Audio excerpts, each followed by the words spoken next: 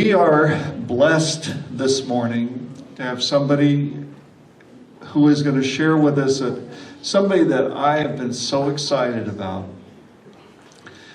We find our speakers in the weirdest ways. I was at the mall, walking through Barnes & Noble, and there was a table set up close to the exit, and this guy was there with all these different books. So I walked over, and I just started talking with him. And he told me his name was David Putnam, and then he was a local writer, and gave me his card.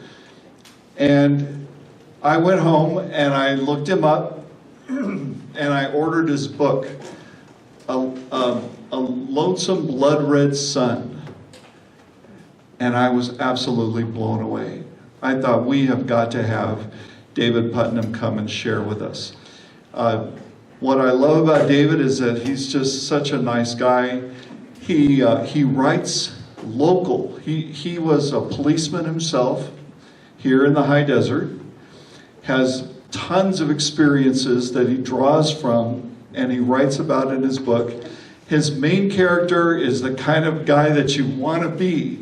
You know, the kind of person you want to be, the person who sees what should be done, sees all the rules that tell you, no, you can't do that. No, you can't do that. No, you must get permission from this person, and you must sign this document, and you must wait 6 weeks for this to come through.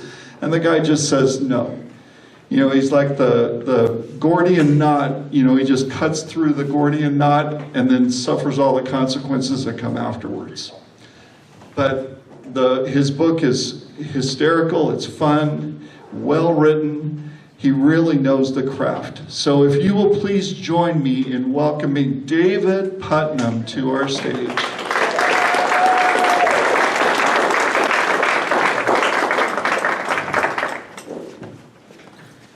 Thank you for having me.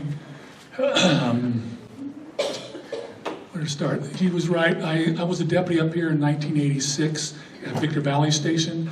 I worked there for about a year, and then I went to Hesperia when it opened and incorporated. And I was with Hesperia for about a year. Then I went down to the SWAT team, did 1 year there, and promoted, came back up to Apple Valley. I worked at Apple Valley Station when it was at the corner of Kiowa, I think it was Kiowa and Highway 18 in the strip center. Did that for a year, then I went back to the SWAT team and did 9 years there. Worked violent crimes and chased murder suspects across 3 states. So I was cross-sworn as a U.S. Marshal. That was a really fun job. I really enjoyed doing it. But today I'm here to talk about writing, my writing journey. And I think that kind of starts in my roots where I grew up. I grew up in Ontario, was born in Upland at San Antonio Hospital and grew up in Ontario.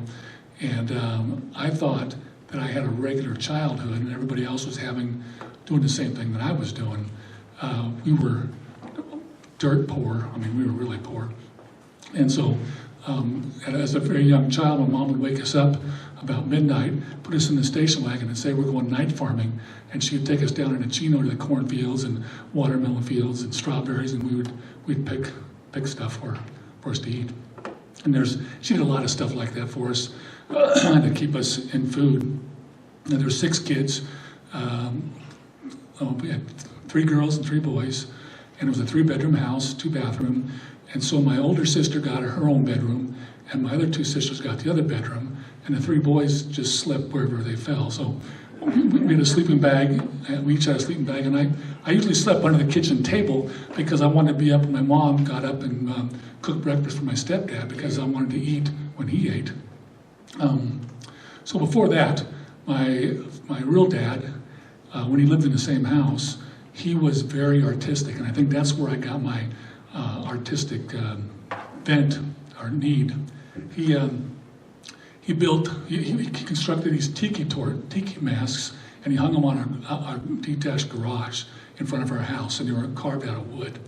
And then he also built a volcano in the front yard that was about this tall, and it looked like a volcano and was painted with fluorescent colors, and he put shrubs around it, and it was a barbecue. So on the other side, the Benson was right here, so you would basically barbecue this way, and the barbecue, once you lit it, the smoke would come up out of the barbecue. and he built this 6-foot native with a spear that was standing next to tiki torches like this. So cars were coming down Benson, and they would look when he's barbecuing, and they'd see the tiki mask, they see the spear with the native, and the volcano erupting, and they would crash. So the city came and cited my mom for public nuisance, and she had to tear all that stuff down. Yeah, this is kind of where I started, came from. So she did a lot of things to support the family. She had 2 or 3 jobs, but she also babysat. And during the summertime after school, she just couldn't handle me because I was a handful, she said. So I got farmed out to my aunt's house. My one aunt lived in Redondo Beach. My other aunt lived in Indio. And I liked going to the beach and surfing, but in Indio, it was very, very hot. And my aunt was a character. My mom grew up in Thermal and in a travel trailer, not a mobile home, a travel trailer in Thermal. And there was 3 sisters. One was a brunette, a redhead, and a blonde.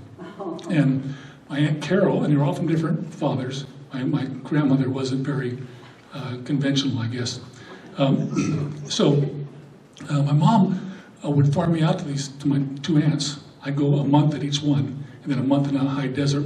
My step-grandparents had a house on Locust off of Main Street in Hesperia. And so I was coming out here in 1967 when there was nothing out here. My mom would put me on a bus, a Greyhound bus. It was 1960, I think it was 68. I was 10 years old. She put me on a bus with my suitcase, which was a trash bag, and a box of Quaker Oats instant oatmeal, and sent me off to Indio. And I'm scared to death. I'm sitting in a bus up close to the front, driving on the 10 freeway, and this seagull hits the front of the windshield and splatters all over the windshield. And the driver doesn't even flinch. He just turns the windshield wipers on. It's this big mess on the windshield. I pull up into Indio. My aunt's waiting there, and she's a smoker, and she's got a real coarse voice. And she called me and my cousin little shit asses. She goes, "I'm going to take you little shit asses to the movie." So we stopped. When I first get there, we stopped.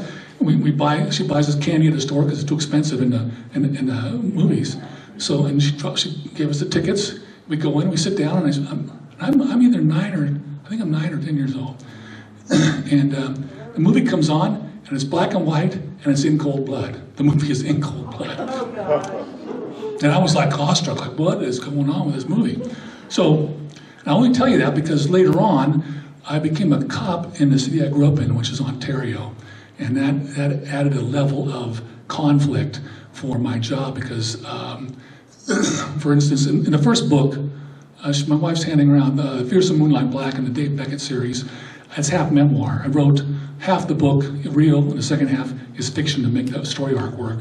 But, for example, in this book, I put the real stories. I condensed 1 year of time, and I got into some wild stuff because I was wide-eyed, innocent. I didn't know anything about. I thought I knew the world, but I didn't.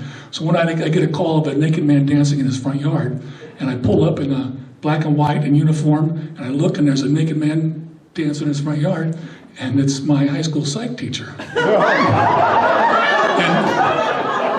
And I got to commit him. So I call him by name. I said, "Come on over here." He comes walking over. He's smoking a cigarette naked. I open the car door, and he sits down. He looks up at me, smoking a cigarette, and he goes, "This probably isn't good, is it?" I go, no, this isn't good. So when I'm a brand new copper in Ontario, I might have been a cadet yet. My uncle, my favorite uncle Don, Aunt Carol's husband, caught my aunt selling tar heroin for the Mexican mafia, along with my cousin. So my uncle said, "You quit selling tar heroin, or I'm going to call the police." So my aunt, instead of doing what she's supposed to do, she doubled his life insurance policy, hired a hitman named Cornelius out of Orange County, and assassinated my uncle, my favorite uncle. That's a longer story, but this is my writing journey. Now, I'm just giving you a little bit of background where I came from. Then, so I could go on for hours talking about this stuff, especially the stuff that I got involved in, working, chasing violent criminals, because when you chase a murder suspect, you catch up to them, they never just turn around and say, okay, you got me. They never give up. So my writing journey started as I was an avid reader. I read everything. I mean, from a very young age, I read everything. My mom read when she could, and I remember vividly one story where she was reading this book that I liked, the cover, and it was an autobiography of Eddie Rickenbacker. And he's standing on the front with his medals and his long leather jacket, and he was a World War flying ace, and it was a beautiful portrait of this guy. And I kept saying, Mom, hurry up with that book, I want to read that book. And I was still really too young to be reading that kind of book, but I was reading everything. So finally, we went to Lytle Creek because he would pack us up in a station wagon, and this was our vacation, and we would drive up to Lytle Creek, and she would sleep in the station wagon, and we'd sleep on sleeping bags on the ground. And she was sitting on this picnic table eating sunflower seeds, spitting them out and reading this book, and I'm like, hey, I'm gonna read that book. So she goes, all right, and she just tears the book in half and gives me the part she already read, so I could read it. Yeah. So my best friend's father was a reader, and he knew I was a reader. So one time he called me over, and he gave me an entire, this is probably I was 7 or 8, a grocery bag full of books. And they were all Louis Lamar, Luke Short, Max Brand, and I read every one of those books in one summer. So I was a serious avid reader.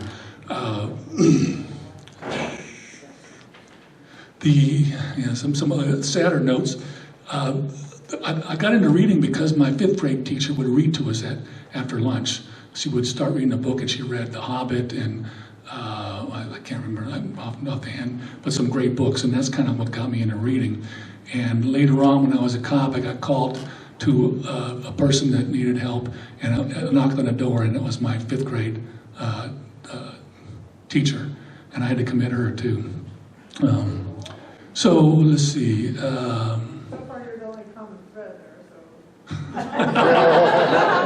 Yeah, that's the heckler that tags along with me. I can't do anything about the heckler.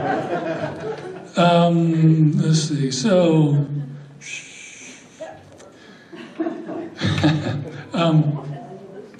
I had to abbreviate my notes because usually this is a little bit longer to talk.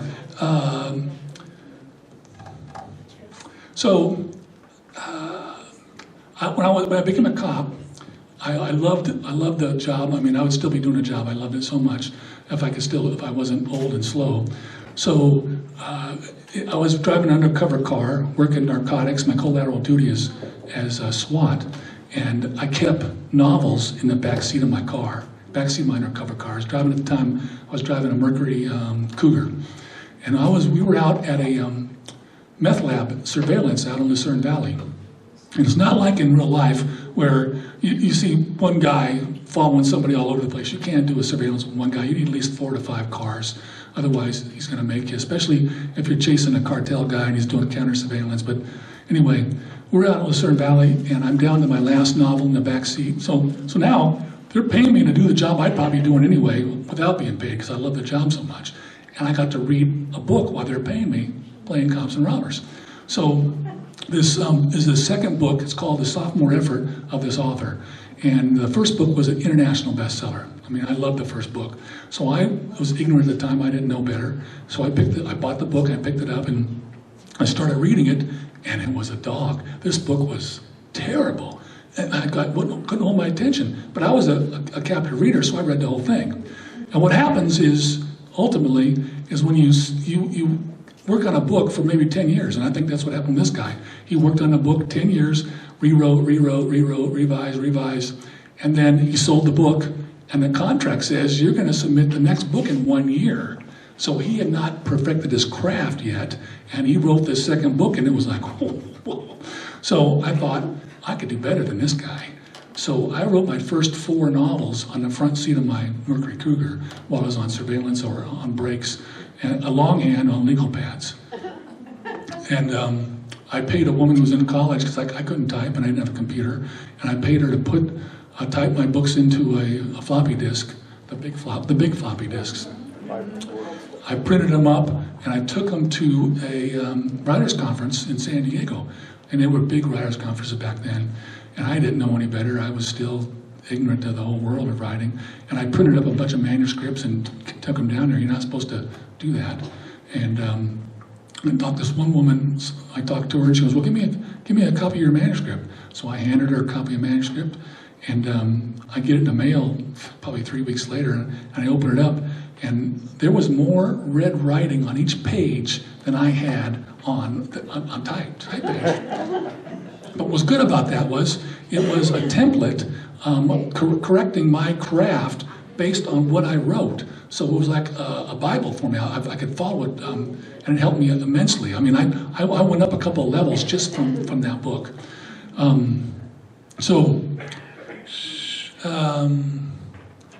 I did 28 years in Southern California. I had a great time until I promoted to sergeant, and then I started supervising people that I was, and I found out that wasn't a lot of fun. And they offered to promote me again if I went to internal affairs, and that's another long story. I ended up in internal affairs, and I did not like it at all. So I put in for special agent for the state of Hawaii, Hawaii 5-0. So my wife was from Hawaii. She grew up in Hawaii. So they asked me for an oral interview. I went and interviewed. They hired me, and there's no crime in Hawaii. So, and that's another long story. But I was carrying 38 cases in internal affairs when I left Hawaii. When I left internal affairs and went to Hawaii, I sold my personal collection of novels. They were first editions signed because I went to all these book conferences. I had to get rid of my books because the humidity would have ruined them. So I go to Hawaii, and they have this kickback attitude where everybody's just they go golfing and go to lunch, and I was a workhorse. So I probably carried 60% of the stats when I was there because I just kept looking for stuff to do. Anyway, even so, I had more time in my hands, and I sat at the desk and typed my 36th manuscript. I wrote 36 manuscripts, and the Hawaii 5-0 building was across from the Ilawani Palace. It's an estate building where the DMV is downtown, right across from the Ilawani Palace with the old Hawaii 5-0 show where Steve McGarrett would pull in with his Lincoln. We were right across the street. Well, I happened to get there when they revamped the new Hawaii 5-0, and I come to work, and there's a fake Hawaii 5-0 car parked in my slot. And then one time, I was on the phone, because they're filming it in the very next building over from where we are. I mean, there's just a historical banyan tree, and then the building where they were filming. So I'm on the phone one time talking to a victim who's very touchy to begin with, and they're having a fake shootout outside my door. I gotta tell them, no, it's not real. So I get burnt out on the humidity, really. That's what brought me out of Hawaii. And we left after a few years and came back, and we bought an avocado grove, and we're about 2 groves. We're working on 2 groves, and I'm still writing. I'm on my 38th manuscript. I haven't sold one yet. I'm on my 6th agent or 7th agent here. I kind of lost track. But I had this one agent for 15 years. He did great stuff for me. He marketed every one of my books. And I was writing 2 books a year then. And I'm writing 3.5, 4 books a year now. Because I'm servicing 4 series right now under contract with 3 different publishers. So I write, like this morning I got up at 2:30 and I wrote 1,500 words because I got to keep up with the 4 series. So, where was I? Living in Temecula, avocado groves. My wife, very outgoing, as you can tell, she heckles a lot. She was in Toastmasters, and she got to know this woman who was even more outgoing than she was. And she was skin diving in Bora Bora on a vacation, and she said, "Well, you need to read this guy's books. His books are fantastic." So we get back. We get on. Skipped a part. In Bora Bora, they met this couple. I haven't got there yet. No. Oh yeah. Oh, you're right. She's right. Hector's right. So.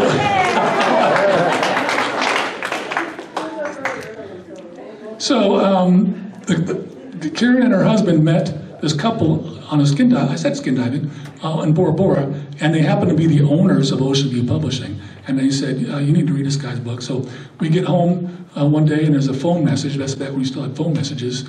This was 2013. And we play the message. And she said, hey, send this book to so-and-so. And we'd heard this a number of times. So I thought, yeah, what am I going to send them? So I'm on 38, manuscript 38. I haven't sold it yet. And writing 38 manuscripts without selling one is either stupidity or tenacity. And I'm kind of leaning towards stupidity. So I send them manuscript 36, and they loved the book. It was called, the book, I called it The Other Side of Forever, and they changed the title because they said it sounded too much like a romance, and it's a gritty crime novel kind of thing. So as soon as they said they're taking a book, I stopped writing book 38. And I know that series sell better, and I started writing the sequel to book number 36. And it was a very interesting experience being published by a traditional publisher. This company was very, very nice and easy to get along with. They had a phone call with the cover guy for the book. So it was the two owners of the publisher company, my wife and I on a phone call, and the cover guy. And we're discussing what the cover should be. They're actually asking the author input on what he wanted. So I said, the cops in this, the bad cops in this are acting like a clique, and I think I imagine a side of a house at night with headlights on it, and the graffiti reflects what happens in the book, but in shorthand graffiti kind of talk. So everybody liked that idea. The publisher liked it, and the cover guy liked it. And so I said, so the cover guy, so you're gonna do some pictures and send it to me? He goes, no, why don't you send me some pictures? My wife's very artistic. She paints. She actually painted some very influential people's pets. She does a good job. So she immediately goes outside with a can of black spray paint, and she painted the side of our house with graffiti.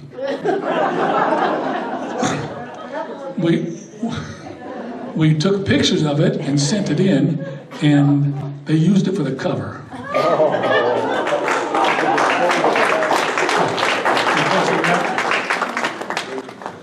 You had to repaint your house. Well, we were living in wine country. We'd have these wine socials at our house. You know, they rotate every month. And one night we had at our house, and we hadn't repainted the side of the house yet. And people were coming in, and they were just like stunned. How did the gang members get in the back? And then she put it on Facebook, and one of my friends, who's still a cop, he calls me and goes, hey, we'll come out there, we'll catch those guys. You can't let that happen.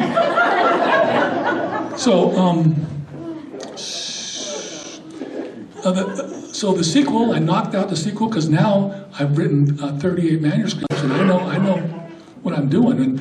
And what happened in book 36 is that I was doing it wrong. I realized my craft was wrong. I actually teach a class on how to write a novel now, and I developed 16 precepts that I follow very strictly on structure. And so my conflict was too long, it was meandering. Once I shortened my conflict, I started selling books. And now that's what I do from now. That's what I still do now.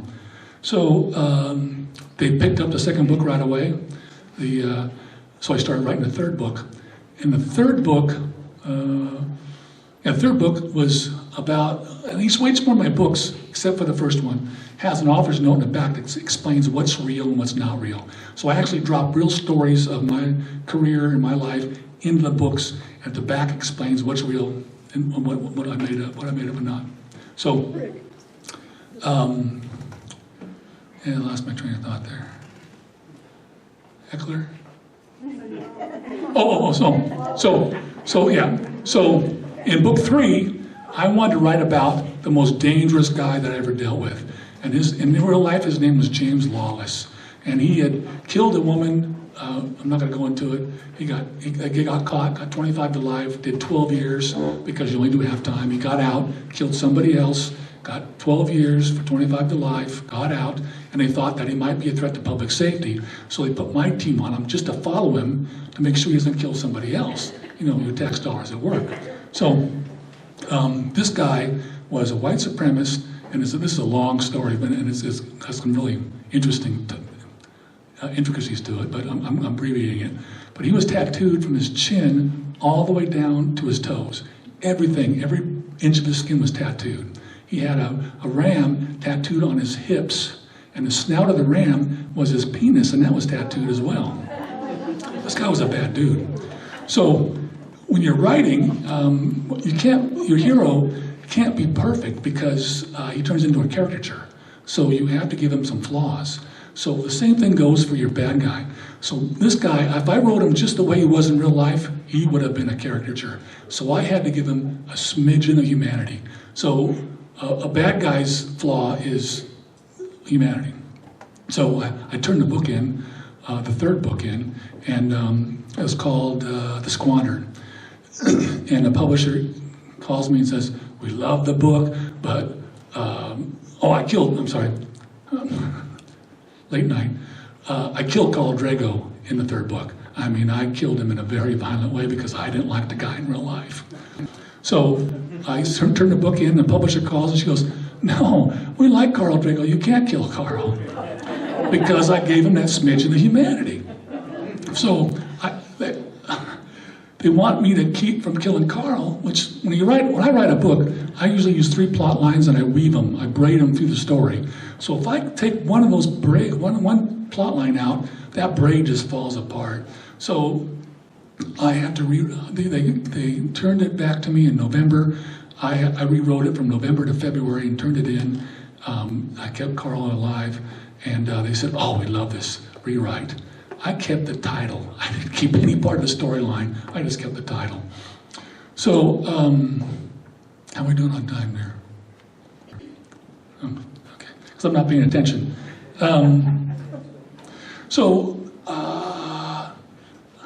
I wrote 11 Bruno books, and then the publishers, the team, they retired, and so they dropped the series. But I got another agent, a tier 1 agent, and she just sold the Bruno series to a UK publisher, and now they're reissuing the Bruno books under a new title and new cover, and it's doing pretty well so far.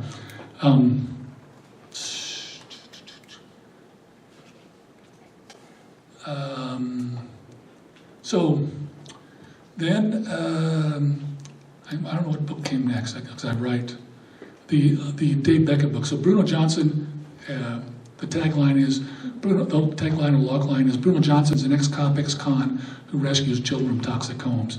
He couldn't do it when he's a cop, so now he goes outside the law to rescue the children. And that was optioned for movies, and a company in LA is working on it right now, but I'm not too excited about it because the true number, and this is not a made-up number, 97% of option books never make it to the screen. So I got a 3% chance. Then I started writing the Dave Beckett series, which is what I told you about. The Fearsome Moonlight Black was the first one in the series, and that's half memoir. Then the second book, this is a new publisher, this is Level Best Publishing. I like them a lot too, except for one aspect.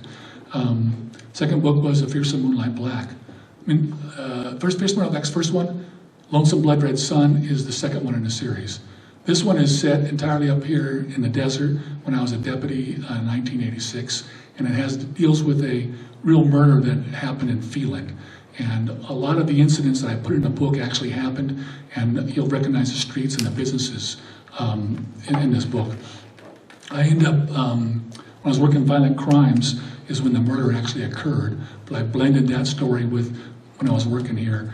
And the reason I chose that storyline, because it was very unique in the way the murder was uncovered. I liked that idea, so I put it in the book. And that case was handed to me, and I ended up chasing the murder suspect of that case. So in real life, it's nothing like the movies at all.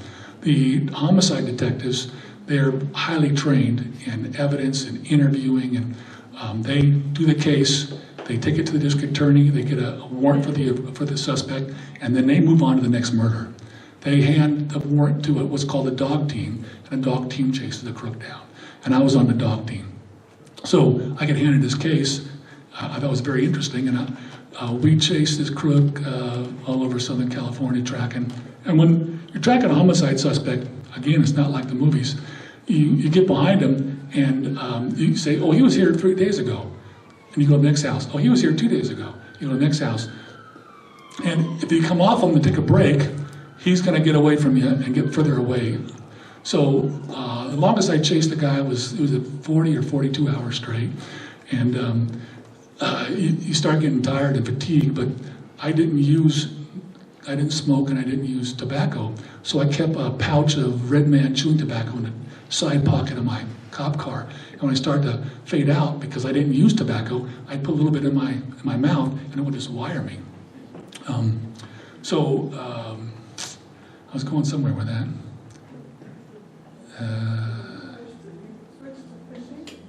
What? Oh, yeah. I'm getting away from writing. I'm going back in the cop stories. I know what I was doing. I was talking about Lonesome Blood Red Son. So I ended up catching the suspect in this book, which was probably 94 when I caught the suspect, and it was in a house a mile and a half from where my kids were living, which was really a unique experience for me as well. How are we doing on time? Still good?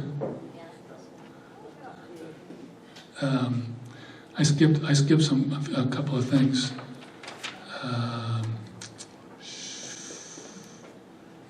What do you think, there? Oh, yeah. My heckler, she always likes the romance part of writing. I started going to a lot of conferences because I immersed myself in writing. So I took Publishers Weekly, Book List, all these different magazines, went to all these conferences, trying to learn how to write. And I met my wife in a novel writing workshop down in San Diego when I was working on the SWAT team. And when I first took her out, I had a pound of meth under the front seat, a machine gun, and some hand grenades in the back. And I told her, I said, I really can't leave this car parked on the street. I need to park it in the garage. And that's how we got started. And she's a writer as well. She's got a book out, and she wrote an article for Newsweek that got picked up, and a lot of other things. So she trails along with me on these conferences, and we were at BoucherCon in New Orleans. So I tell this story? So I'm on this panel, and it's a crime panel, and I'm bookended between a woman and another woman, and they're both cozy writers.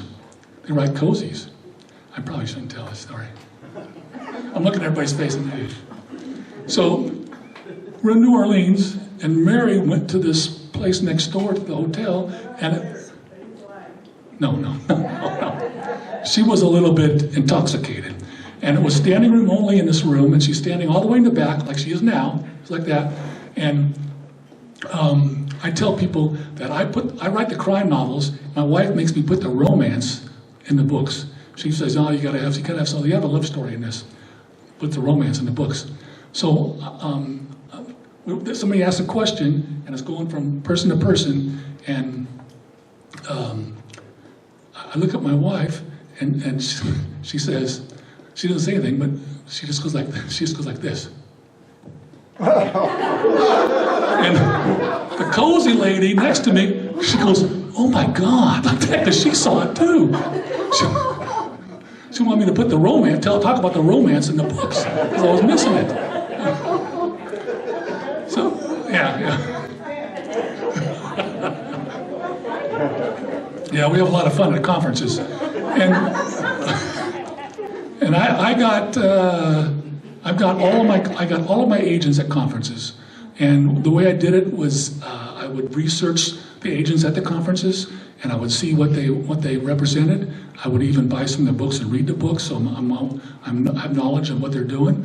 And I would go to their panels, but I wouldn't contact them because as soon as the panel's over, they get swamped. So I would sit in the lobby and I identified them by the picture, and I would ambush them. I'd go up and I would sell myself to them. I would convince them that they needed to read my book. And I got, I think I got all the majors that way. So that worked best. When I was reading books, I still remember some of the books. For instance, Shogun. I was 17. I bought Shogun. Went home, laid down in bed, started reading it at 6 o'clock at night, and I looked back up because the alarm went off, and it was time to go to work. I had read right through the whole night, just unaware, and that's what I call the fictive dream. And that's what I talk about in my How to Write a Book class. You got to have the fictive dream to pull the reader through. Another one was when I was even younger, because I had to work in the summertime. I had 3 to 4 jobs if I wanted to have new school clothes. If I wanted to go to school, in high school, with high water pants, I didn't have to work.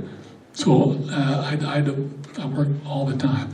One job was this couple went on vacation. They wanted me to mow their yard and turn the sprinklers on because they didn't have automatic sprinklers. Well, I rode my bike up to this house. I was probably 8 or 9. This was one high school, so this was when I was younger. This was before. This wasn't high school. And I mow the yard, turn the water on, and I sit down and I start reading Fear is the Key by Alistair MacLean. And I look back up and the sun is setting and the grass is swamped and the water's going down the driveway. My legs were sunburned and I don't know what happened. It was like I'm shocked what happened. So that's what I try to do my books. So each one of my chapters, I keep it down to 1,200 to 1,500 words, and I do very strong transitions so it pulls you through the book. And I write a thriller structure, not a mystery structure. Yeah, I cut a lot of stuff out. I wonder if I could. How much more time I got? 10 minutes? Oh, good. Okay, so I'll tell you a story. How young and how ignorant I was. I went to a armed robbery of a kiosk, like a Kodak.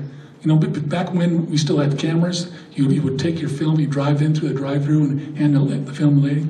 This woman was robbed by these 2 bad people, and this was when I was just brand new, and I saw the terror on her face, and I wanted to catch the guys that caused this.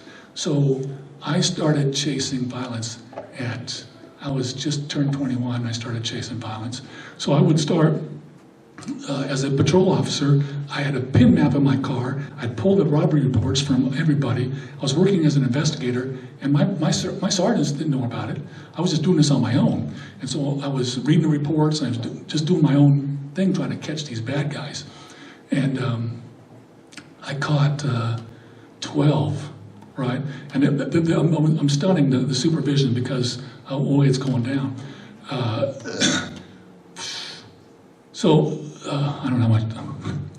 The first one was an armed robbery goes down. I pull up at 4th and Grove, and that's where the alert goes out, and the dispatcher says the robbery's at 4th and Grove at the liquor store. So I pull in, and the guy comes running out. He goes, "Did you see him? You had to see him."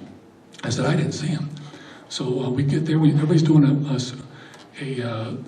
canvas for the crook, and nobody can find him. So because this guy was so serious that he thought I was being lazy or scared, that's the way I took it, that I lied about seeing him, because that's how close it was. So I got out of my cop car after everybody left, and I start going from business to business to business. And I'm from 4th and Grove down to Denny's on the 10 freeway. I pull in there, park, and I get out and I go into Denny's, and we're looking for 2 white guys wearing Pendletons, gray and black Pendletons. And so I go in and ask the hostess, I said, "Hey, you got 2 guys like this matching your description?" And she goes, "Look in there." And the alcove was full of construction workers, and they're all wearing Pendletons. So I said, who's acting nervous? Who's acting, crazy? And she goes, "Well, those 2 guys ordered coffee and they're real, jittery." So I walk up to them, and I'm brand new. I'm a fool still. I don't know any better. And I haven't drawn my gun. I walk up and I said, "Hey, I need you guys to stand up, keep your hands where I can see them, and walk out to the cop car." So they walk in front of me, walk out to the cop car, I put them on the cop car, hands on a cop car, and I start patting the first guy down, and I feel the gun in his waistband. So I slam on the hood of the car, pull the guy's gun out, and I stick that gun in the guy's face, and I call for help. And one crook goes, I told you that was a stupid idea, because they robbed the liquor store, and they ran to the Denny's and were hiding in Denny's. Anyway. Yeah, it does. It does count as a spontaneous statement. So, in the first book, I put this story in the first book. I'm going home. And it's a longer story. I'm going home for dinner, and I'm making $600 a month as a bottom level copper. And so I'm paying for rent. I'm paying for my car insurance. So I'm eating macaroni and cheese, and I'm cooking and slicing up hot dogs at home. And I didn't care because I'm having a great time. So I'm at home, and I get this, in my apartment, I get a call. The call goes out of an armed robbery at the Market Basket where I grew up. That's when we shopped all the time. So I tell dispatch, I'm leaving lunch, and I'm going to respond as well. Because the guy they sent, I had history with, and I didn't think he was going to do a good job at this at all. And anyway, I want to do my own investigation, because that's what I was doing at the time.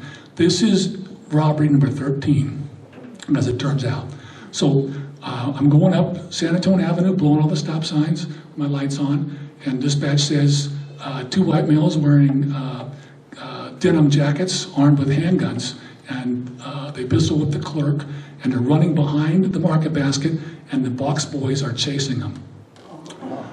So I got on the radio and I said, are the box boys armed? And it's like the dispatcher just figured it out too. No, they're not armed. So because I knew the area, I went up and I just randomly chose, because the streets were perpendicular from San Antonio to Mountain. So I picked one and drove down the street, and there's a car blocking the street. There's a guy standing outside, his door's open, and he's pointing to the house. So I get on the radio and I said, I haven't seen anybody yet. I asked tell dispatch, I'm in for pursuit of the 211 suspect. And I start going to the house, and as the guy comes out of his house, he goes, he's in my backyard. So I go, can I go to your house? Can I go through your house? He goes, yeah. And he starts turning around real slow. He might not have been turning slow, but I was so pumped on adrenaline. And he wasn't that old, because I'm sure he was younger than I am now. And I leave him, I vault his fence, and I go through the backyard, and his dog attacks me, and I shoot the dog off, and I go to the fence, and I hear the guy yard jumping. He's going clunk, clunk, clunk, clunk, going over fences. So I start going over fences. And I haven't seen him yet, and I think everybody's coming to help me, but when I called out that I was in foot pursuit, a sergeant keyed the mic and talked over me, and so nobody heard me, nobody's coming. They don't even know what's going on. So, and I am 21 years old, and I thought I knew what was going on. So every time I come to a yard, I do a quick peek, move down, and peek again, I jump over, go to the next one. And so I'm going slower than him, but I can still hear him moving. So I do a quick peek, and then this is dusk, very low light. And I quick peek, I don't see him. I come down in the yard, I'm looking into shrubs, because I think he's going to ambush me, because I don't hear him anymore. I look up, and he had gone in the house.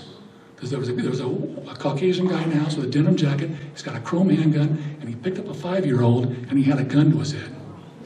So they never, they don't tell you how to handle this in the academy. So, and I was number 2 in the academy. I was a crack pistol shot. I mean, I was really good at it. The only guy that beat me was a Marine that was working for Palm Springs. He was in the academy with me. And that guy was shooting a pattern, and I accused him of having a 38 caliber pencil, and he'd go up there and punch holes in it before we counted it. So I would stand next to him when we're shooting, and when nobody's looking, I would throw a round on his cardigan. Way off, right? And they figured it out, and they moved me down at the end. So anyway, I know I could hit the guy. I think I could hit the guy. But what I was going through my head was, it was a sliding glass door. And if it was safety glass, I know the deflection wasn't going to be that bad. And it would go through. But if it was sheer glass, that bullet would go anywhere. It could go anywhere. So I yell at the guy, drop the kid, I'm going to shoot you. And the guy yells, keep chasing me, I'm going to kill the kid. So I start taking aim at him, and he thinks I'm going to shoot him, so he pushes the kid down, and he runs to the house. So I run to the side, I vault over the fence, and as I'm coming over the fence, I hear to the right, down the street, people yelling, "There he is, get him, get him." And I come out on the street, and there's 2 box boys from Market Basket running down the street, right? Because I just flushed this guy out in the front yard, and now he's running across the front yards. He's not on the sidewalk, he's running across the front yards. And as I come out, the box boys go, "All right, the police, there he is, get him, he's right there." So I'm chasing him, and I can see the gun, and I give another talk, it's called The Anatomy of Violence, What It Takes to Pull the Trigger. And I had the legal right, I had the moral right, but I didn't have the emotional ability to pull the trigger. I could not shoot the guy. So he was running down the street, he's yelling, he's gonna kill me, everybody can hear him, he's yelling, he's gonna kill me, you can see the gun, it's dusk, he cuts down this driveway going for this fence, and I know he's gonna go over that fence and he's gonna ambush me. I'm not gonna be able to go over that fence safely. So I stop right at the sidewalk, and it's a long, what's called a technical shot. It's low light, moving target, and I say, "Stop, or I'm gonna shoot." I don't wanna shoot yet, I can't shoot yet. I pull the hammer back, I'm finally, he gets up on the fence, and he's gonna go over any second, and I just tap the trigger, and the gun kicks in my hand. The crook goes up in the air, flips around, and lands on the fence like this, and he's teetering. He's got the gun in his hand, and he's holding on, he's teetering like this, and I start moving up on him, and I'm yelling, "Show me your hands, show me your hands." And I stop because I see the gun, and I said, "Throw the gun down." He throws the gun down, and when he does, he loses his balance, and he flips over out of my view on the other side of the fence.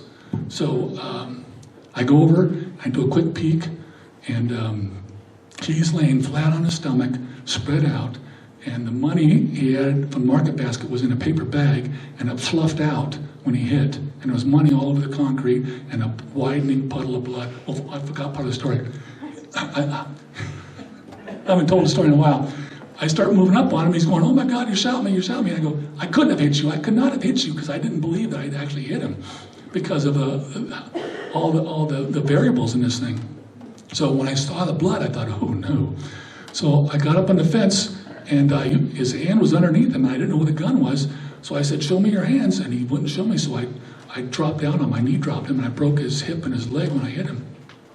He had 4 balloons of heroin up his rectum, and the doctor said that if I had hit him an inch over, I would have hit him in those balloons. So I handcuff him, and he's yelling, "Don't cuff me, help me, help me." So I get on the radio, and I call for help, and they go, "Where are you?" I look around, and I have no idea. So I go to the window of the sliding glass door of the house, and this lady's in there, and she's already in a robe. I'm yelling, "Call the police, call the police." And she runs to the bedroom, closes the door, and she doesn't call the police. This informed something that happened to me later on, because I transferred to LA County Sheriff's, which is a lot of great stories there. But I was in a similar situation, and I handled it a lot different because of what happened in this incident. So they put a cop at each street, and they walked him down yelling my name, and that's how they found me. This crook, his name was Jerry Harmon, and I forgot his part. Lonnie Rose was the other guy. Jerry Harmon, Lonnie Rose, and they had robbed the Market Basket. They robbed the farmer's market and a pharmacy that day. There was a robbery spree, and in the pharmacy, he'd gone in there to do the robbery, and the pharmacist had been robbed so many times that he had put a shotgun under his counter. And when they come to hold him up, he gives them the money, what they wanted, and as they're running out, he picks the shotgun up and blam, shoots and blows the display up, blam, shoots, blows the window out. The crook turns around, one shot, bam, shoots the pharmacist, hits him, center punched him. He survived, but that's how bad these guys were. So, and there's more to the story. If you want to, that's in the Fearsome Moonlight Black. That you got the postcard right there. So I put all those kind of stories in my books, and storytelling is what it's all about. I think that's it, right? Time's up? Or I can keep talking. If you want to keep hearing me talking, I'll keep telling you stories.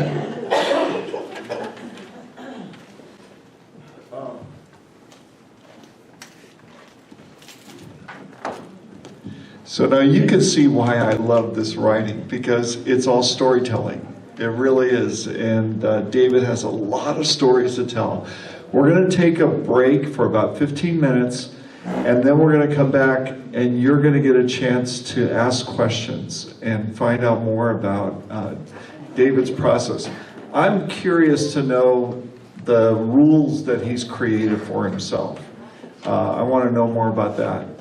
Anyway, 15 minutes, folks. Enjoy each other's company. Have some snacks. We have wonderful snacks here. And thanks, David, for that. I am going to bring Mr. Putnam back. And please fill in with your questions. This is your opportunity. Remember, this is your club. This is not my club or the board's club. This is your club. And we try to organize events like this so that you can get your questions answered. And you've got a great man to ask the questions of. So please, again, welcome Mr. Putnam, David Putnam. Thank you. What I've got to tell you is the other series, the Imogene Taylor series, the first one is the Blind Devotion of Imogene, and it's a little bit less gritty than the Bruno Johnson and the Dave Beckett series. In fact, I've had people email me saying that they laughed out loud reading these books, the Imogene Taylor series. That way our Zoom people can hear you. Okay. Can you hear me? Oh, I do this in addition to. Okay. Any questions? That better? Go ahead. Do you find it more difficult or easier? Because I've noticed that a lot of writers now are doing, the big thing is to do series. How is it doing a series versus standalone? Everybody wants series because the publisher wants it. Repeat the question. Could you repeat the question? Oh, okay, yes, thank you. Is it more difficult to write a standalone or a series, I think is what he's asking. I like writing series because it's easier for me because I've already established the motivation. I'm very big on motivation, action, reaction. So my books have that in the micro and in the macro, and when I'm writing books. So in the series I'm working on right now, the Dave Beckett series, one book is strictly motivation, the next book is the action, and the third book is the aftermath. And I write them specifically that way. But that's just the way I write. I think it's easier to write in a series because you already have the backgrounds established of the characters. The thing that I would recommend is that you write what I do. So I start writing a book, I'll have 3 plot lines, and I'll just write the scene that's most emotional to me, the most emotional scene. That's how I start a book. And then I decide I'm going to write chapters on the front or the back of it. And then I weave the 3 plot lines through the book. So I write that first scene, and then I drop down below on Microsoft Word, and I put anchors and foreshadowing. I put those down at the bottom. I list those, and when I get to them, I delete them. Below that, I have a list of my characters. So I put a character in my story, I go drop down and I put a heading, characters, and I list them. Same thing with locations. So as I go, I'm building my what they call what authors call their series Bible. So when I go to my next book in the series, I take those notes with me to the next book. And so I don't have to read the whole book again because I'm juggling 4 series. And by the time I get back to a book, I've written 3 other books and I forgot what I wrote in the 3 books back. So that's critical.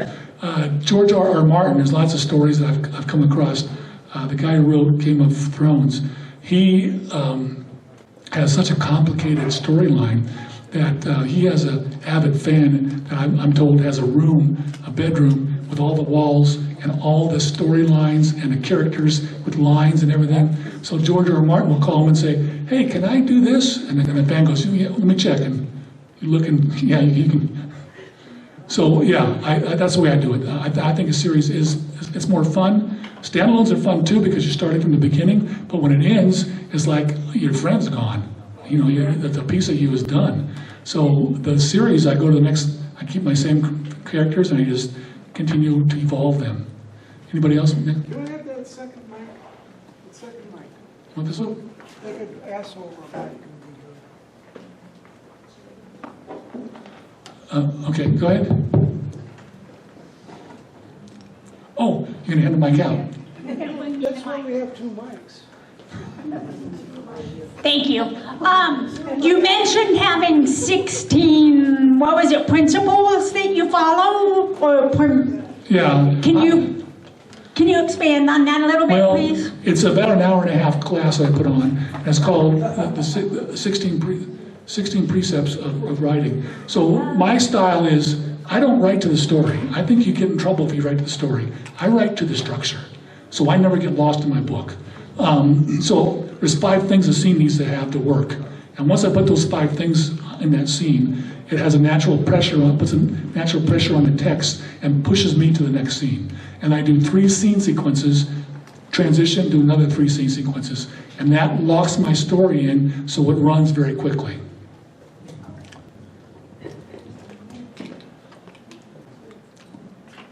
I don't care, either one. You go ahead, you pick him. Pick somebody. Pick her.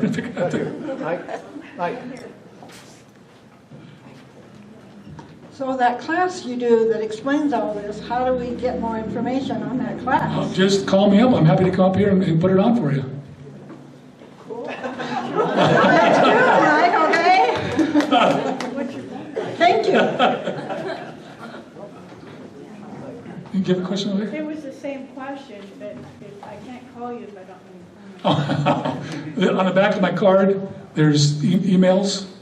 And if you have any questions on writing, you want to send me some pages, I'm happy to help until I get overwhelmed. Like I said, I'm writing right now. I write a contract book in the morning. I write 1,500 words in the morning on a contract book. And at night, I write 1,500 words on my hobby book. That's what I try to do. Sometimes the heckler gets me distracted at the night one, so I miss it. Miss writing that one. Go ahead. Oh, I think she's all the way in the back. She had her hand up first.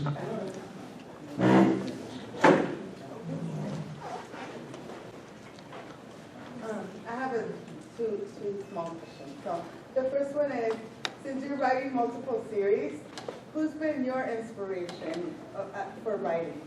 Do you have an author that you're like, he's inspired me, or you kind of just developed your own style and doing your own thing? Can I answer that one? Can I tell a story? Let the heckler tell a story. Mike is off. The mic is off, I think. I didn't hear myself. Okay. So did you guys hear me? Yes. Okay. So when he first got that very Could first... you please use the microphone? Oh, yeah, can you hear me now? I don't think it's on. Or are you too far away from the receiver? Try now. Can you hear me now? No. Can you hear me now? Can you hear me now? Give me that. Can you hear me now? That one closer to you. So when he first got that traditional publishing book deal that he wanted so badly, you know, with the hardcover and all that we've been dreaming of for years. Yes, I am. One of the first things that they want you to do, besides figure out the cover, is have blurbs. You know, somebody saying so and so is a brilliant writer, blah blah blah. So one of the people that he's admired for a long time is Michael Conley. Anyone familiar with Michael? He wrote the Lincoln Lawyer, and Bosch is a series. And so he sent a note to Michael Conley saying, No, let me tell a story.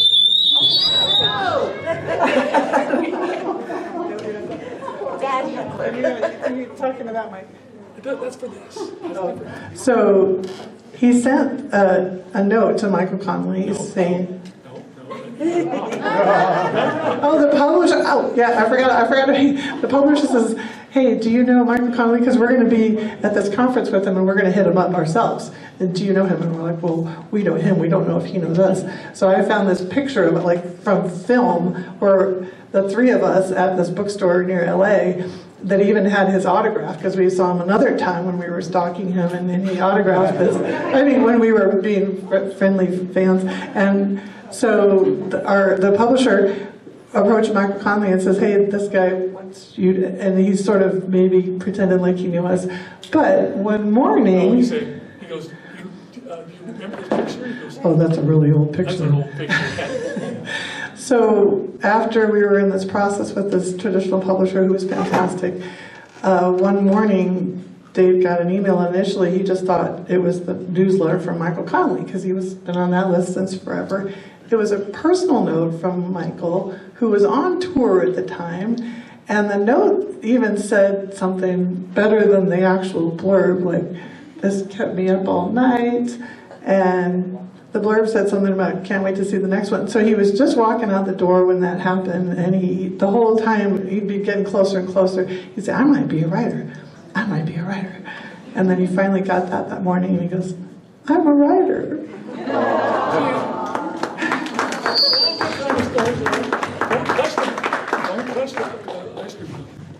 Okay.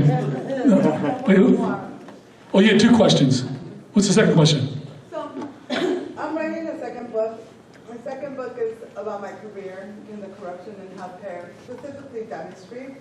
So with you kind of intertwining some of your stories in law enforcement into your mysteries and whatnot, how much of it was fictitious with names and you said you mentioned some locations. So right now I have to make up names for all these different doctors, right, that I'm whistleblowing on. So I'm just like, okay, that's the creative suggestion that I need from you. Okay, she wants to know how close you can get to slander and libel in her books. My attorney, the agent I had the longest, he was an intellectual rights attorney. In fact, he was the one who sued 50 Shades of Grey. I think 3 women wrote 50 Shades of Grey, and they did it episodically on some kind of website, and they would post it and pull it down and rewrite it and that kind of thing. And one woman said, "Here, I'll take care of all of this," and she paid them $100,000, and it went away. So my agent sued, and he got $11 million for the other woman. So. And then he retired. And he retired. I had him for 15 years, and he retired. And that's another story I could talk about agents too for a while. But he said that it's better not to be sued. It's never good to be sued. I was sued 13 times as a cop. But he also said that truth in your writing is a remedy for the libel. So it depends. If you write the truth, you're better off. But the way I write, I put all the crooks, I use their names, I use the descriptions, I put them in there, and people go, "Aren't you afraid of getting sued?" And I said, "Crooks don't read books. How am I going to get sued by the crooks?" Right? So I do change the names of some of the cops, and some cops have read the book, which very few cops read books, and they'd come to me and go, "That was me, right? That was me." No, it wasn't you. Even they don't want to think it was. So you're writing what's called creative narrative memoir, right there? Narrative nonfiction, that's what it is. Oh, you're novelizing it? There's nothing creative about what I'm saying. Okay. It still needs to have... Names, like, it could be, I'm thinking like I'm going to use like Dr. Moeller in the city of Lawndale, California. How about that? So, The problem with that is if you're writing it too close to the bone and the incident, and the people can draw a conclusion to who it is based on the details of the incident, you can still be liable. You see what I mean? I've been sued so many times, I don't worry about that much. I just write it the way it is and put it out. But that's something you should think about. And when you get an agent, or you might just talk to pay an hour consultation to an attorney and ask him. But that's what I do. Who's next? thank you. Okay, the lady back in the back. I have 2 questions from people who are online. Thank you. All righty. Ooh, this one's working. Okay, the first one is Rusty LaGrange, who has been a reporter, wants to know if Sergeant Dave Dicus was one of your colleagues. He was my sergeant in Victorville County when I first got there. Oh, okay. So he was your sergeant. Yeah. All right. He probably remembers me too. Rusty says she will contact you later. Okay. And he helped her scoop the Daily Press. She was writing for a weekly and held the PR until she could publish it first. So, Very nice. And there's more story to that. Okay. And the other thing comes from Patrick. Come on, get this question down here. He says, in a few of your books, the character Bruno relocates to Costa Rica and operates a bar, and wants to know if you yourself actually lived in Costa Rica. And I suppose I'd ask, and did you run a bar? No, we went to Costa Rica one time on a cruise, I think it was. We stopped in there. But my ex-wife actually taught school there when she was an illegal immigrant hiding out there in Costa Rica. And so she gave me a lot of information, and she even knew people that I could email. And I emailed those folks and got the lowdown on the area. And I also Googled, I picked a place where I was going to set the bar based on what I saw on Google of Costa Rica. So I did some background on that one. Oh, let's go with him. Go ahead. So the series that you write, do they all have the structure where you have the same main character, same cast of characters, or do you have like do you ever take an approach of more like a fictional universe where sometimes the main character changes from book to book, or like maybe you have Detective A as the main character of book one, Detective B as they have their own trilogy or whatever. Just curious if that's like. Well, here, what I normally do is the readers in 80%, I think and the number is 80%. Of the readers, especially of my books, are women, and they're all women over age 50. My publisher did a survey. So readers want that relationship of those characters to continue. They live for that. So I keep the same characters and I have them evolve around each other. And I throw other characters in, and in the industry it's called red shirts. I put some red shirts in there that I'm going to kill off. So because if you're going to kill somebody off, the readers read for emotion. Everything you write needs to be based on emotion. You got to have emotion on every page, conflict on every page. I'm not talking about shootouts, but some kind of conflict on every page of your book. What was it called?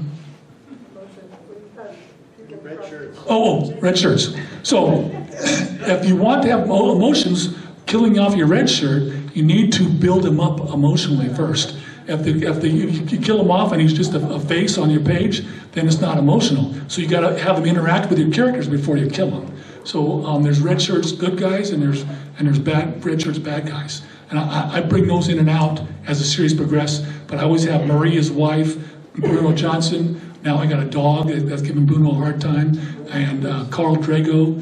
And Bruno now has 12 kids that he's keeping in a makeshift orphanage down in Costa Rica that he's protecting the kids. But you were going to have one set of characters across the stage. Yeah, I've got a couple of books where the characters from two different series cross each other's stage. Wilbur Smith's big about that. If you read Wilbur Smith, he has two families that he alternates, and they cross paths in all the books. Go ahead.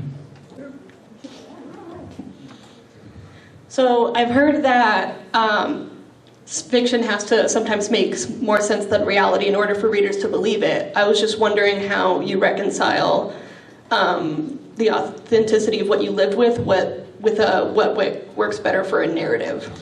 So when I'm writing a book, I try to stay close to what really happened. But there's two realities. There's the reader reality, and then there's the real thing. Sometimes, if I write the real thing, I've had people come up to me and say, that's not what happens in a prison, in a jail. And I wrote it just the way it happened. So you got to be careful in that respect. What was this? How do you handle it? How do I handle it? Yeah, kind of like with pacing and everything. Like, how do you make like what you lived through work best for a narrative? What I lived through. See, when I start a book, I start with 3 plot lines because I think it's critical, at least 2, and I start a third one later on, and I braid them like I said. The reality of it, I'll pick the scene in that plot line. So, for instance, in the book that I was giving away, The Reckless, that's when I was detached from an FBI team, and we were chasing bank robbers. And the FBI and I did not get along because I had a different way of working. And I could tell you, if I just told you FBI story, you'd be stunned on what happened with that. So I pick the emotional scenes in those stories, and I would link them in my structure. You see what I'm saying? I don't write to the story. So I would write one bank robbery scene, and as I'm writing it, I'm putting the structure in that scene, the 5 things the scene needs to work, and then that pulls me to the next one. And as I'm writing that, I think about those other bank robberies, how I'm going to link them with the transitions, because the transitions are so critical, front and back, that continue to pull you through the story. That make sense? Thank you. Okay, go ahead. Hi, I have a question. Oh, sorry. Thank you. Hi. I have a question. I want to write a second book about my life and also the years of emotional abuse from church leaders and members. So I cannot put the real name in my book. I have to change the name, right? Right. Okay. I would. Yeah. Unless you want publicity and you put their names in it and you get sued, that's free publicity. Yeah, I know. Yeah. I don't think I want to go there. They will kill me otherwise. Yeah. So, yeah, I wanted to. Yeah, thank you very much. Okay. There's one more? Yeah, right here. Okay. You had your hand up? Oh, thank you. First, I did want to say thank you for the Star Trek reference. I thought that was really cute. Well, it's an industry standard. No, everybody, Well, yes, I know, it is everybody now. talks about it. Right. You're writing from experience and weaving it into not a fictional narrative. So, have you ever considered writing something that you don't have experience in? Yes. So you have. The Imogene book, see, people read for character. The story is secondary. So I construct my books, each scene, I write the scene how best to display the character. The story is simply the vehicle to display my character, right? So the Imogene Taylor books, when I was 17, I punched out my stepdad and left home and went to live with my grandmother. Because I had an evil stepfather who, and that's another whole story where it came out that he was doing some very heinous stuff.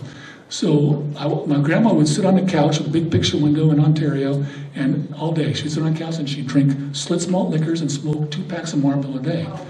So I would sit in a chair across the room from her, and she'd say, "David, that guy out there is stepping out on his wife, and he's going around the corner, and he's having an affair, and that guy..." And so I was just like stunned. How are you getting all this stuff? Because he never leaves the couch, right? So those stories weren't well enough to stand on their own for a book, but they were good enough to establish a very good character. You see what I mean? The background for it. So Imogene books are fun books. Those are the Blind Devotion of Imogene, Imogene's Grand Fiasco, and I'm on a contract for the 3rd book. I haven't written it yet, and I explained that, but it takes a little longer why I didn't write that book yet, because it has to do with the President of the United States, and I don't think it's a good topic to. Imogene writes a book on how to assassinate a sitting president. A 75-year-old woman, and it's a hilarious. These are 2 hilarious books. Okay. Anybody? I also wrote a fantasy recently, 127,000 word fantasy. I gave it to my agent, she read it, and she's asking for a rewrite, but I'm writing 2 contract books right now, and I got a hobby book going, so I'm hoping to get caught up by December, write all 3 of those books by December. Okay, I just want to say how much I enjoy your enthusiasm, your energy, and your tag team format. That's wonderful. And also I want to ask, what motivates you? You seem very driven. Do you ever have writer's block? And what is it about writing that you enjoy the most? What I enjoy most about the writing is the same thing I enjoy about reading, because I'll sit down and start writing. Well, the first thing I do when I sit down is I go back 20 pages and start editing forward. I write 1 draft. I only write 1 draft of my books. I don't go back and rewrite it all, except every day I sit down and go back 20 pages. And the reason I do that is because when you sit down, you're human. I could be slightly elated, slightly sad, slightly morose, And that will translate into your book, into your voice. So I go back 20 pages, I edit forward, and then I write 4 to 6 pages forward. So I'm circling back each time. And so I try to keep my voice consistent and pull the reader through my voice.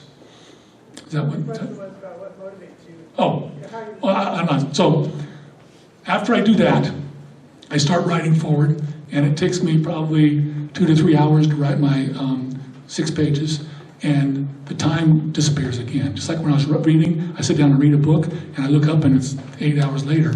Same thing happens with writing. I get so, the fictive dream, I drop into my own fictive dream, and that's what I love about it. And I do it every day, sometimes twice a day. Never stuck. I'm never stuck because I don't write to the story. I write to the structure. And I come back, I'll explain that to you step by step.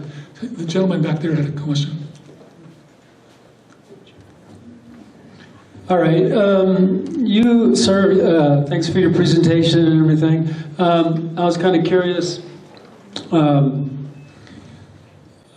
I take notes when people talk or whatever. That's just kind of like how I do things here, but for myself. But I was a little confused. I wasn't sure. I got the impression that you did a lot of writing. I guess you talked about the 36 books and the 38 books, but what was going on when you were, I want to say, first starting to write? What transitions led you to get to a point where you were feeling like you were an actual writer? Because you talked about so many different, what do you call it, journaling or that kind of thing that you were doing when you first got started. I was just wondering what was going on between book 1 and book 35 or whatever, you know what I'm saying? Yeah. I have something I'm going to say now. What is it? Should I answer that one? Go ahead. Give me a hint. Do you want me to do something? I don't. Reading a lot. We also took a lot of classes ourselves, I actually met him in a novel writing workshop in San Diego in 1994, that I had found this instructor through UCSD Extension, and I knew that he had a private workshop in his home, and I liked the read critique part of the class that he was teaching, so I signed up for his private workshop. So we were always taking classes through UC Riverside Extension. We were going to conferences and taking more classes. We have like 2 bookshelves of how to write novels, books, so studying and writing more books. I used to read a lot more books than I do now, and I've been asked to be a judge for Killer Nashville for their contest, and 2 years ago, maybe 2 years ago, I was asked to be a judge for the Edgar Awards, which is like the Oscars of mysteries. And I read 247 books in 1 year, and I had to analyze them. And so I applied my 16 precepts to the books, because I couldn't read them all the way through. I would read until it didn't make sense to me to read any further. And then I would rate them 1 through 10. And that's what, now I have a hard time getting into a book because I said, oh man, this person isn't motivating this is, different things I see wrong, it tosses me out of the book. So that's, my writing has continued to evolve, but I was writing probably 1 book a year back when I first started, the Blackjack Mooney book. I'm on manuscript number 70 right now. I've written 70 manuscripts, and I only have 20 traditionally published. And I have 2 more that Mary's supposed to be putting up for self-published, but she gets behind.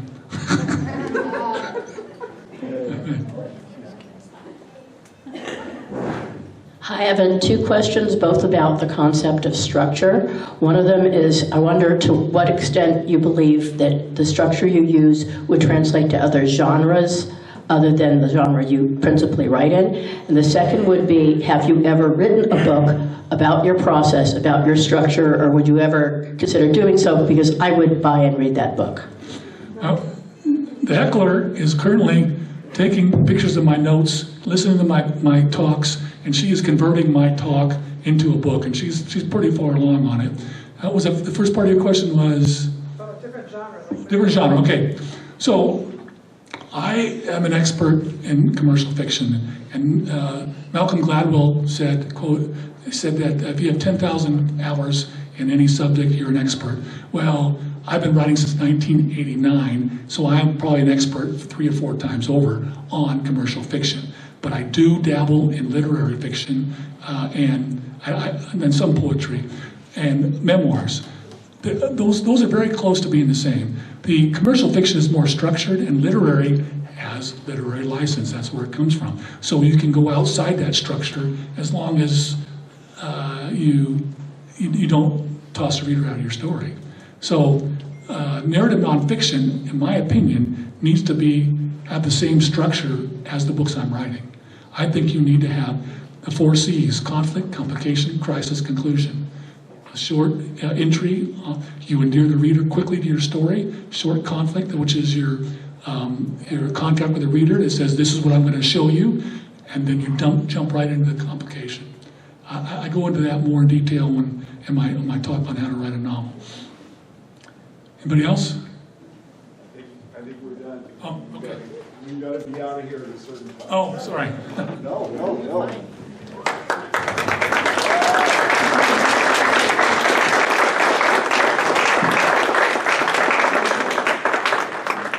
No, you always leave them wanting more, so we will have to have you back for more.